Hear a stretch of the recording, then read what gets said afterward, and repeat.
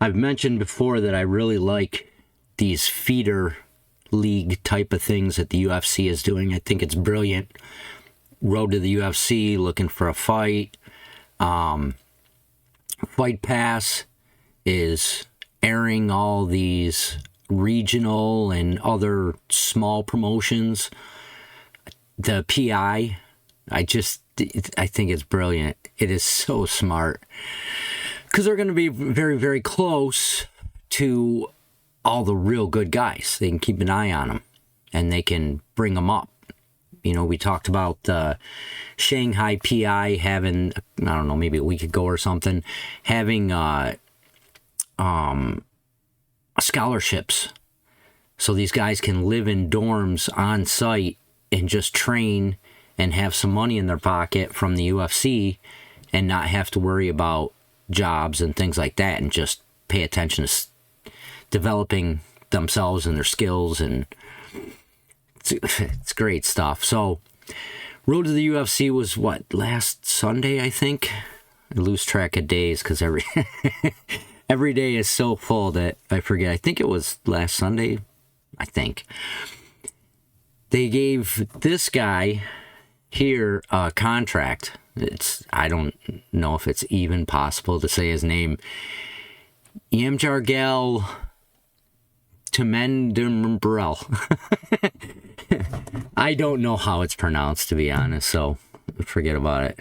But he's 8-0. He's got 2 Road to the UFC wins. He's got 2 KOs, 5 subs, and only 1 decision, which I like.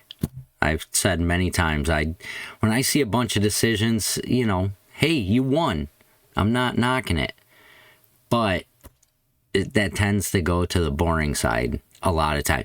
Most of the time, 80%? I mean, there's 20% that they're banging the whole time and it just happens to go to a decision, but that's probably only about 20% of the time. Probably a good 80% of the time means that they were stalling and messing around, holding them against the fence, which just gets really annoying. I understand catching your breath, getting your second wind, but you know what I'm talking about. You see lots of people just like holding somebody against fence and you're like, come on, man. You're in there for a reason, and you know what everyone, fans and the UFC, want to see, but you're just throwing your chance right out the window with this nonsense. Whatever. That's what happens when you're not a professional fighter and you talk about it. Talk a bunch of crap you don't know nothing about. That's me. Anyway, I'm looking forward to this guy's debut. Let's see what he does. I went back and watched his fights. You know, they weren't amazing or anything, but, you know, they were solid. They were solid. You can go to YouTube and check out some of his fights. You know, he had some early KOs, which was pretty interesting. I mean, it almost, to be honest, it almost looked fake.